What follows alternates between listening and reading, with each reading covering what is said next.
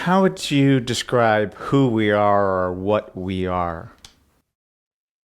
When I break that down, to whom or what, is very complicated. And the reason it makes it complicated, I'm so glad you brought that up, because today I was playing with the dear one who has all these interesting fears about dying. But it's so interesting how many have fears of death, but the death isn't about the body death, it's about the mental death, death of the ego, which is a me, which is an identity with a self. A self, hello, does not exist. Now, what you are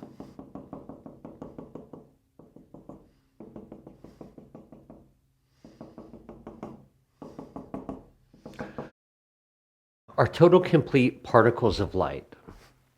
Before you're given a name, before you're given a form, before you're given all these interesting, colorful identities within a body on a planet called I'm a female, I'm a male.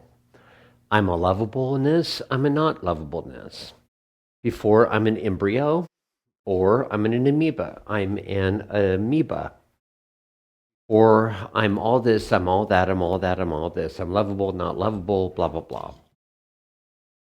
And then when you step out of the body, you start to drop all these scattered little tiny particles, and you start breaking up into total beautiful particles of love, particles of light, particles of pure particles of consciousness again. You start gathering all these beautiful forms of these rungs of honor for a job well done. And then you take those rungs of consciousness, which are literal rungs of honor, that have frequencies and tones, and you take all those frequencies and tones to play elsewhere, but yet all those rungs of honor go right back into pure particles of consciousness that are no longer based in an identity, they're based in frequencies. So, in the physical, can we go back to our states of light? You already are that when and as. Let me ask you a question, Mike, before I explain that. If I remove and strip you down of a name, of a hair, of a body, of an identity, who would you be? Particles of light. You'd be nothingness. Now, if I have you be absolute nothingness, would you matter?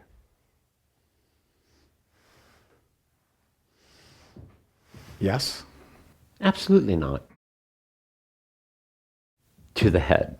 Right. Now, how scary would that be? Not mattering. How scary? To the head, it would be scary. It'd be terrifying.